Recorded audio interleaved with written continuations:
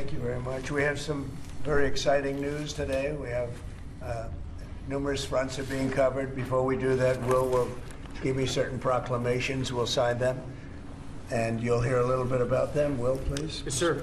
First, we have for your signature 5 official designations of special envoys. The first is Mr. Steve Witkoff, who's actually in the room, to be your Middle East envoy.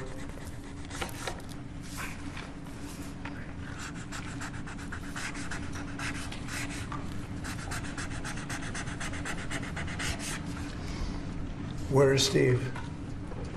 Right here, Mr. Steve Witkoff, everybody. Done a great job in the Middle East, really great. But we'll see how it all turns out. It's complex, but I think he's going to do very well. Next, we have Mauricio Claver Carone to be your special envoy to Latin America, sir. Okay, good man.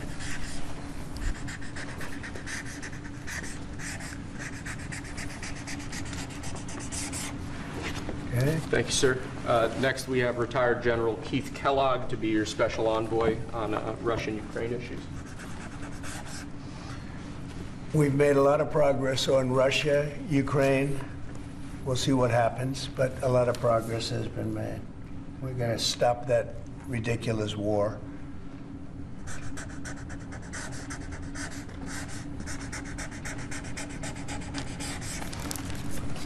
Okay. Thank you, sir.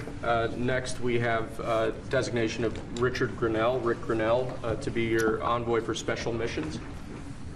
I sent him to California to turn on the water. We turned it on. It was not easy because we had to go through a lot of environmentalists that are causing a lot of problems. And we have billions of gallons of water. It was on 3 days ago. You probably saw. It should have gotten a lot of press, but it didn't get much. All we're doing is giving Los Angeles and the entire state of California virtually unlimited water, which they could have done 5 years ago, which I told them they should do, but the environmentalists stopped them. And we opened it, and we did it regardless of the state. And now the state seems to be very happy. I spoke with Gavin Newsom, and he's very happy. I almost called him by the other name, didn't I? My little nickname for him. But I think they're all happy. They have a lot of water in California. Too bad we didn't have it about 2 months ago, right? Mr. President, Rick Grinnell had a big... That was a big move. We have, I don't know if you saw the pictures that were released of the water pouring down from the Pacific Northwest and Canada and lots of other places. And it's a pretty amazing sight. Mr. President, Rick Grinnell had a big Friday trip as well. He had a very big Friday trip, you're right. We'll talk about that. He's a good man, Rick. Lastly, sir, we have a designation of Mark Burnett as your special envoy to the United Kingdom. You know, Mark Burnett is survivor. He should be good. He's certainly done a great job. A friend of mine and very talented guy. We have very talented people working for us. I'll hold that one up because Mark gets so much television. We'll hold it up, right? He'll be thrilled to see it. He's going to do a good job. Thank you, sir. Next, your administration has smashed records for appointing large numbers of highly qualified, capable people at all levels of the federal government. These are 28 sub-cabinet level officials being appointed to a number of different departments and agencies. Some of them are quite important positions like departmental general counsels, but these are people who have been pre-vetted and have received your approval previously. Very good.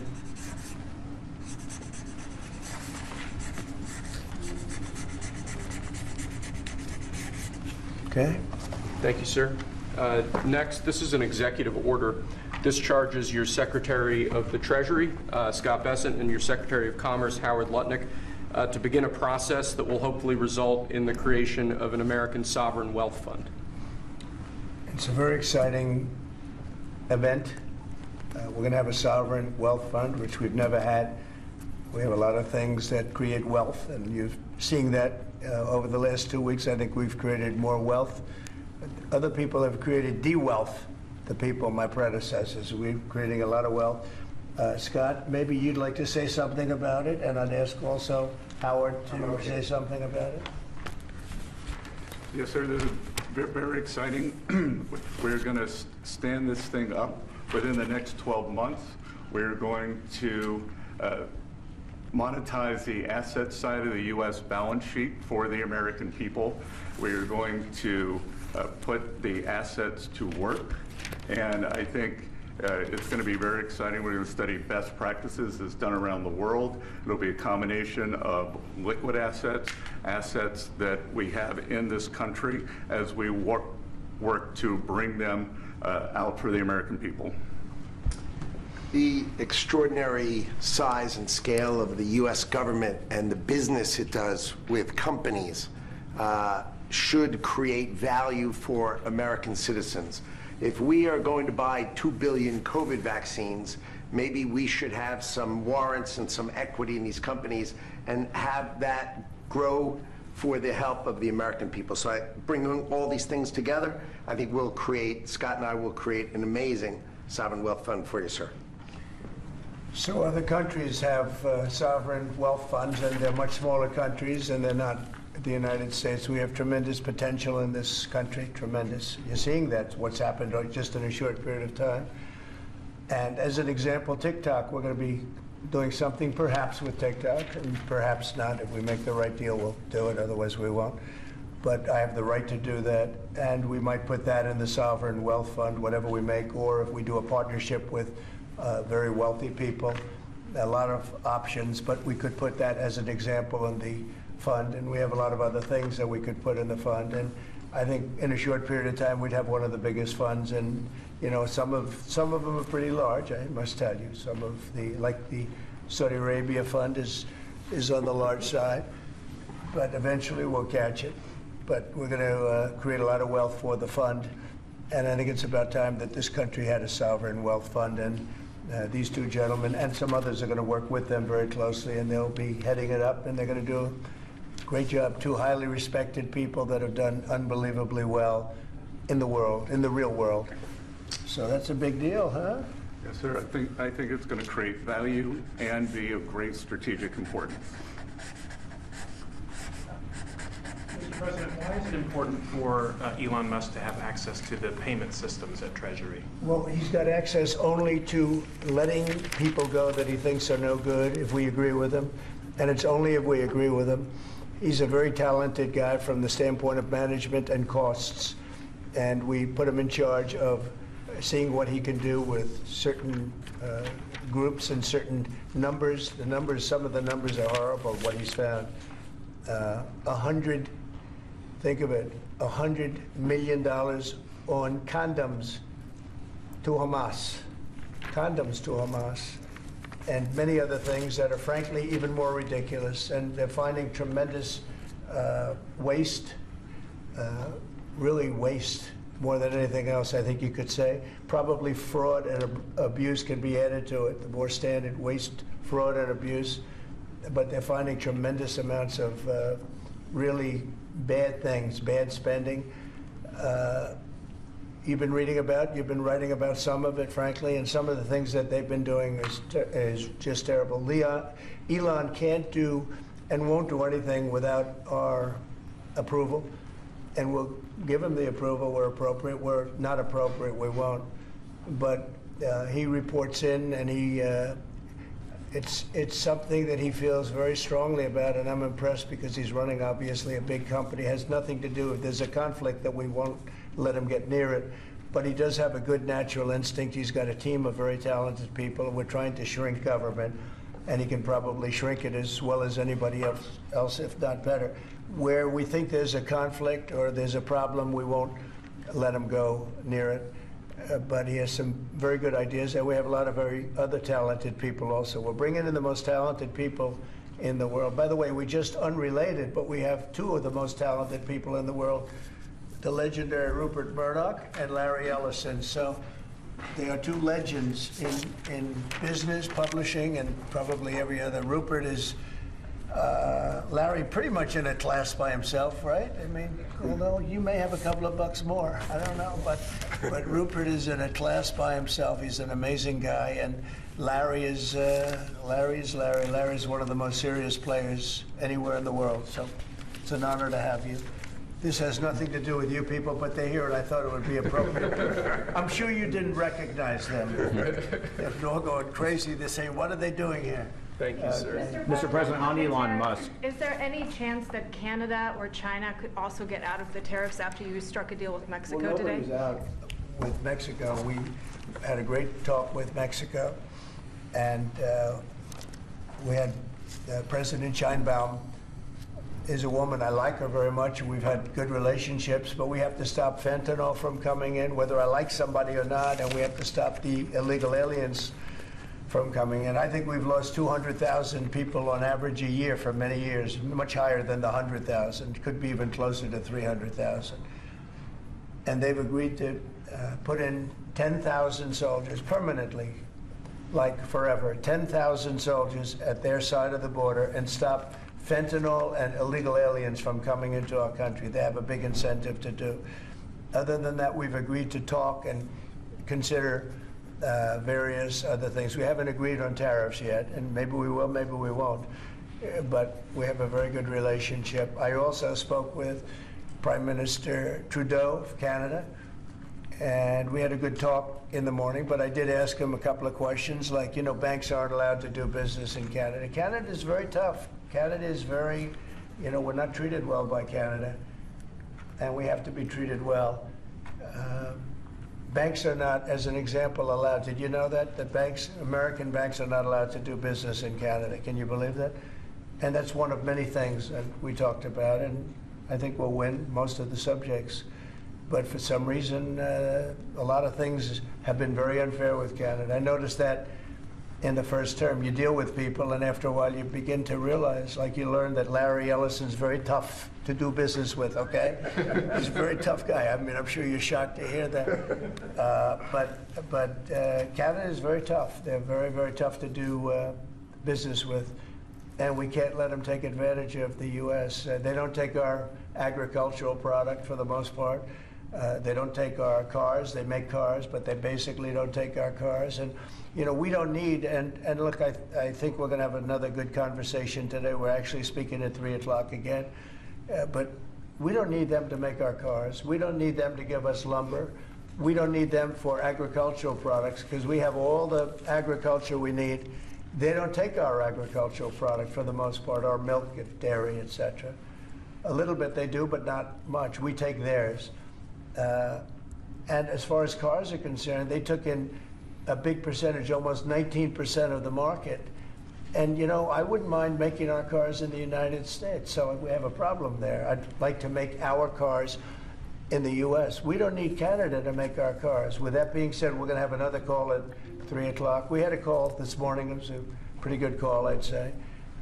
So the call with Mexico went very well in the sense that they're very strong now on the border. They're going to put soldiers there. So, actually, they're best military soldiers, and they're going to be at the border, 10,000. That's a lot of soldiers, and they want to protect it also. You know, they don't want people running through Mexico, coming through Mexico to come into our country. So they're going to do that, and then we're going to talk about other things over the next 30 days. We're going to have Scott, Howard, and Marco Rubio, Secretary of State, lead the delegation, and we're going to have a big negotiation with Mexico. I'll be involved too, and President Sheinbaum will be involved to see whether or not we can work something out on the tariffs. What about China? On fentanyl in China? China will be speaking to China probably over the next 24 hours. On fentanyl in China, President Trump. We don't want fentanyl coming into our country. Now, we had another big thing, speaking of China. China's involved with the Panama Canal. They won't be for long, and that's the way it has to be. Marco just got back, as you know. He's in the process of coming back. I guess he's almost back by now. And he had a very long conversation with the leader of Panama, the respected man, and some others, the entire leadership group. And we're trying to work a deal on the Panama Canal. The Panama Canal was given foolishly years ago to, it shouldn't have happened, years ago to Panama by Jimmy Carter and the group. We lost 38,000 people building the Panama Canal, like one of the great wonders of the world. It's the biggest job we've ever built, the biggest project we've ever built in this country, dollar-wise and every other way. 38,000 people died, Americans, all men, just about, laborers and construction people. They went to Panama. The mosquito got them. Between mosquito and snakes, we lost 38,000 people. It was the most expensive project ever built by the United States. The biggest, most expensive project we ever built 110 years ago. If you bring it up to now, it would have been the equivalent of $2 trillion. The most expensive we ever built, and we gave it away for $1, okay? We gave it away essentially for nothing. And we either want it back, or we're going to get something very strong, or we're going to take it back. And China will be dealt with. And we didn't give that to China, we gave it to Panama. We shouldn't have given it to Panama, but Panama, as you know, has violated the agreement, totally violated the agreement. So that's in the process right now, but they did have a very good meeting with the head of Panama. But in terms of the tariffs on China, Mr. Tariffs President. on China, could you say your current thinking about whether China should be forced to pay reparations both for fentanyl deaths and the million COVID-19 deaths? I haven't talked about that, but they do have tariffs. Honestly, nobody, the amount of money that was lost and most importantly, the lives lost because of COVID is not something that anybody could ever even imagine. It's probably $60 trillion, and all the countries in the world don't have $60 trillion. The amount of death and the amount of destruction and the amount of money lost is probably $60 trillion. I had it figured by people about 3 months ago.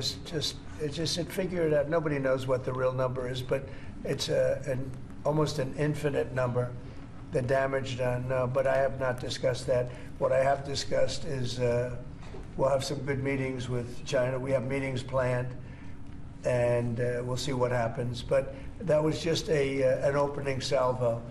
If we can't make a deal with China, then the tariffs will be very, very substantial. Okay, I'm going to sign this one. Sir, this is, you've obviously made making America healthy again a key priority of this administration. A key component of that is obviously heart health. This is a ceremonial proclamation declaring the month of February to be National Heart Month. Okay. I hear we're doing very well with nominations. We'll see, but it looks like we're doing very well with nominations. Mr. President, have you been involved You with also calling senators who had some concerns about Tulsi Gabbard or Yes. RFK? You have? Yeah, I've gotten great response. And they want to do what's right, and we've had a good response. I think we'll do well. We have great people like this.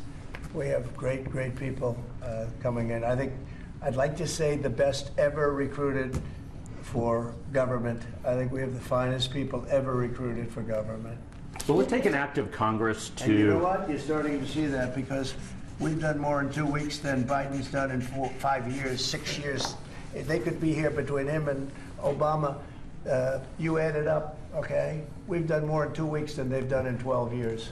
Will it take an act of Congress to do away with USAID, or do you believe you have the legal authority to do that? No, if not when it comes to fraud. If there's fraud, these people are lunatics. And if it comes to fraud, you wouldn't have an act of Congress, and I'm not sure that you would anyway.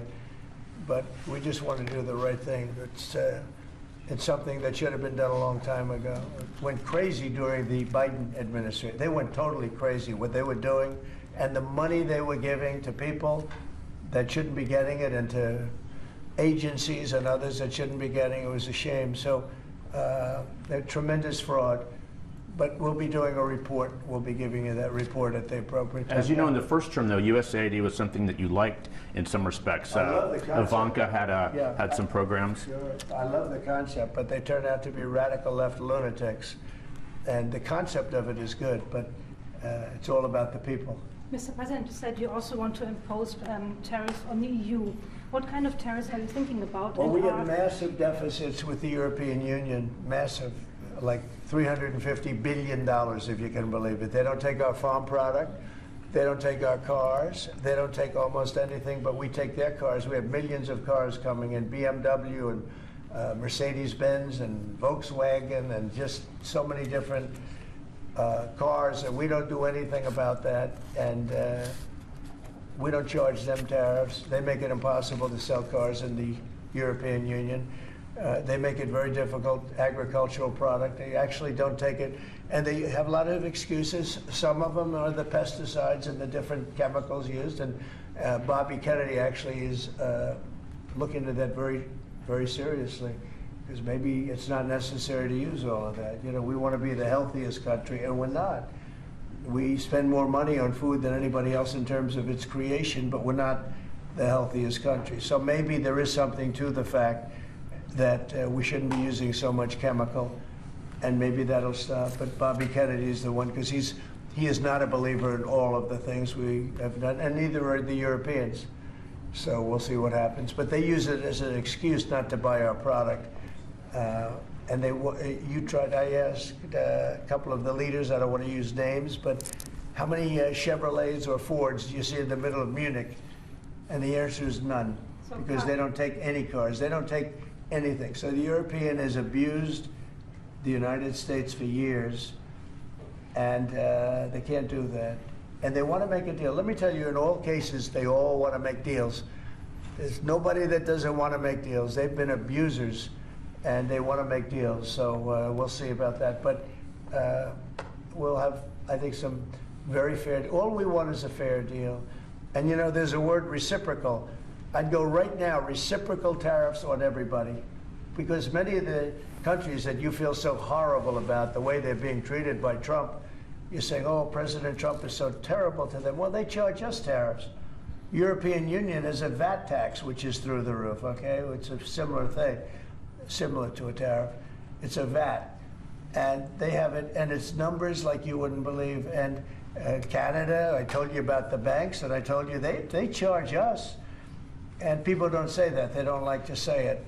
Just like they don't like to say that I opened up the water for California. It's a great thing. It's too bad they didn't do it themselves. I had to do it, and it was not easy. We did it a very rough way, and I didn't like to do it a rough way. We shouldn't have to do it a rough way. But a lot of these countries that we're talking about, you know, they're so-called allies, but they don't treat us well. And just like I got $420 billion, and now it's actually over $600 billion. The Secretary General of NATO came in 2 weeks ago, and he said it was a miracle when Trump came in, when President Trump came into NATO. He said it was $636 billion by saying to them, no, you have to pay, and if you don't pay, we're not going to be there for you. You know, somebody has to say it, and they paid. And it was a large amount of money. And one of the problems we have with the Russia-Ukraine situation is that we want to see some equalization, because we're in for close to $300 billion, and they're in for $200 billion less. Why are they in for less? Because Biden never asked them for money. He never said, you got to pay. He never did. All he did is hand out money. So we're talking with them right now, and we're actually working some deals right now, so we have some guarantees and some other things to keep that whole situation to go, really going. I mean, going. We're telling Ukraine they have very valuable rare earth. We want what we put up to go in terms of a guarantee. We want a guarantee. We're handing them money hand over fist. We're giving them equipment. European is not keeping up with us. They should equalize. Look, we have an ocean in between. They don't. It's more important for them than it is for us. But they're way below us in terms of money. And they should be paying at least equal. They should really be paying much more than us. But let's say equal to us. And they're billions and billions of dollars below. So we're looking to do a deal with Ukraine where they're going to secure what we're giving them with their rare earth and other things. Mr. President, in terms of the deal with Mexico this morning, was that partially related to the market reaction and the criticism from Mr. Murdoch's own newspaper? He called it the dumbest trade war on the editorial page on Saturday. I'm going to have to talk to him. Was this market reaction or concern about I've been right the over the economy? Wall Street Journal many times, I will tell you. I don't want to agree pick a with fight him on here, some sir. things. No, it's not only is it Not them, you're going to see. You're going to see. Every single one of those countries is dying to make a deal. You know why? Because they're ripping us off really badly. And the United States is tired of just being ripped off. And that's why we have $36 trillion in debt. We have it for a reason, because we make bad deals with everybody. And we don't allow that anymore. So the Wall Street Journal is wrong, because very simply, every single country that you're writing about right now is dying to make a deal, because the deals they have right now are so good, and so good for them, and so profitable for them. You didn't know that Canada didn't allow our banks. You didn't know all of these different things. And I think in the end, you're going to see that either very, very substantial tariffs are going to be paid by them, or they're going to make some kind of a deal. So did you blink this morning, or did Mexican President Sheinbaum blink? Did you blink this morning, or did your counterpart? No, she's a wonderful woman, but she did agree to 10,000 soldiers on the border. I would say that's a lot. Would you say that's pretty good? 10,000 soldiers on the border? Sir, And the 10,000 soldiers are going to keep illegal aliens out, and they're going to keep them out, seriously out, and otherwise they're going to have a big penalty. Mexico is going to be penalized. They're not going to come through Mexico anymore, and they're not going to let the fentanyl come in from China. And China hopefully is going to stop sending us fentanyl. And if they're not, the tariffs are going to go substantially higher. Sir, just to clarify, when you said about Ukraine earlier, the rare earths, is that something you want them to give the rare earths to the United States? Yeah. Okay. Yeah. I want to have security of rare earth. We're putting in hundreds of billions of dollars. They have great rare earth, and I want security of the rare earth. And they're willing to do it.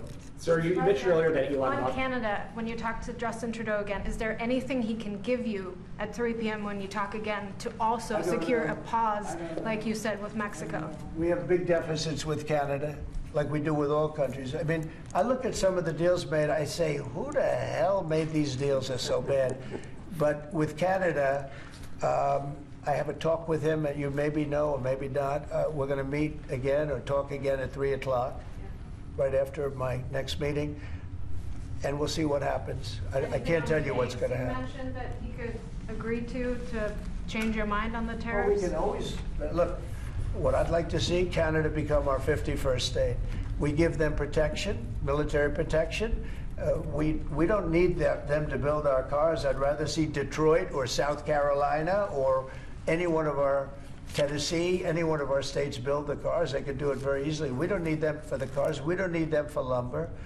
We don't need them for anything. We don't need them for energy. We have more energy than they do. We don't need them for energy. So I say, why are we doing this? Why are we willing to lose between $100 billion and $200 billion a year? We don't need them. As a state, it's different. As a state, it's much different. And there are no tariffs. So I'd love to see that, but some people say that would be a long shot. If people wanted to play the game right, it would be 100% certain that they'd become a state. But a lot of people don't like to play the game because they don't have a threshold of pain.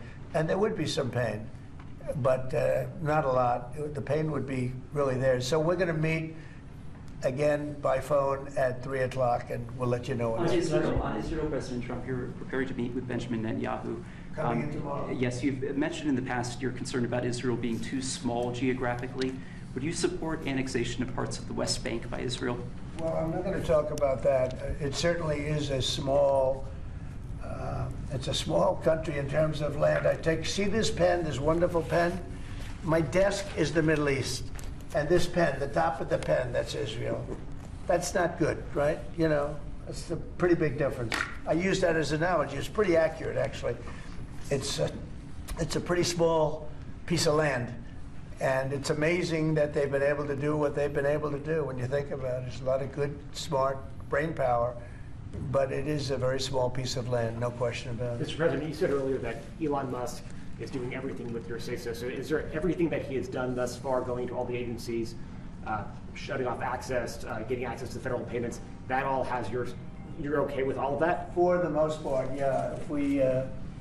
If there was something that didn't have my okay, I'd let you know about it really fast. And you said there's some areas where you wouldn't let him work because he has conflicts of interest. If there was a no, I haven't seen that.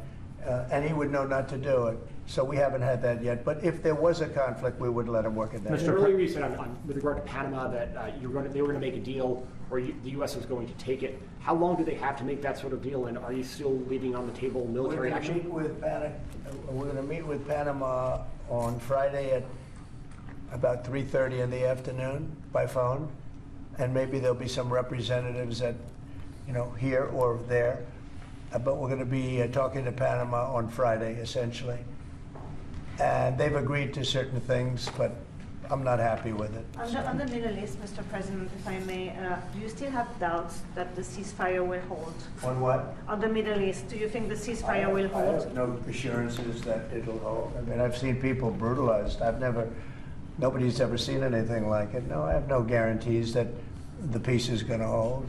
Steve, you might want to say something about that. Steve Woodcock. It's holding so far. So and we're certainly hopeful, and that's the president's direction. Get the hostages out and save lives and come to hopefully a peaceful settlement of it all. So far it's holding. Mr. President, on a different topic, questionnaires have been going out to FBI agents across the country who were involved potentially in the investigation. Do you believe anyone involved at any level should be fired, sir?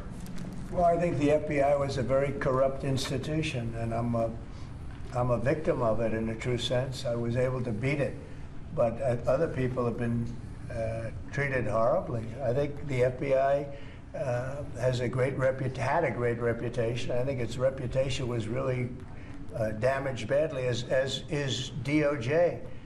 Now, look at what they've done in terms of weaponization. Look at what they've done to a political opponent. Probably got me elected by what they did. But should the agents I think I was be doing fired? well anyway, but they might have got me elected. But you know what? We have to have pristine, beautiful, perfect law enforcement. And what we want to do, and Kash is the one to do it. He's the one guy that is going to do it. We have to bring the reputation of the FBI. We have to bring the fact of the FBI back to what it could be. Not even to what it was, even better than it ever was. Because who would have thought that the FBI could have been corrupted like they were corrupted? Who would have thought that would have happened? Who would have thought they would have been used to go after, political opponents, essentially, but me being the number one, and so many other things beyond that. And they've been hurt very badly, and we'll see what happens. But Kash is the one to do it, and I hear he's doing very well. Kash will straighten it out. We have great confidence that we can make the FBI great again.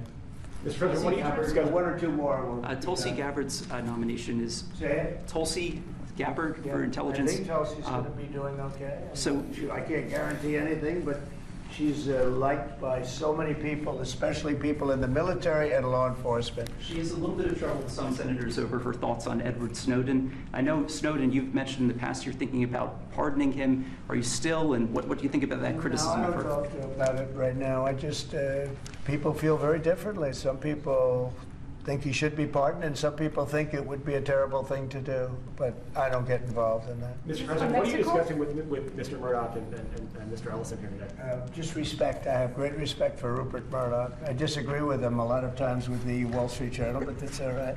We've disagreed before, and I'm sure they didn't have any idea what they were talking about, because already you see what's happening. Look at Colombia.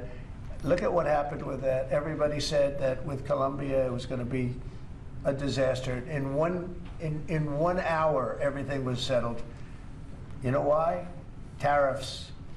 Tariffs. Without tariffs, they wouldn't have been the same way. They would not have treated me the way they treated me, which was extremely nicely. And I don't want to use countries. I don't want to use names, but tariffs are very powerful, both economically and in getting everything else you want. Tariffs for us, nobody can compete with us because we're the pot of gold. But if we don't keep winning and keep doing well, we won't be the pot of gold, and then tariffs won't be so good for us. But when you're the pot of gold, the tariffs are very good. They're very powerful, and they're going to make our country very rich again. Thank you very much, everybody. Is the stock market, how's the market doing today? Do you think it responded well to Mexico? Thank you, press. Thank you, guys. Let's go. Where's the market? Thank you, guys. It ticked up after the Mexico Thank you, agreement. press. Thank you, press. Thank you, sir. Press. Thank you. Good to see you. Thank you very much.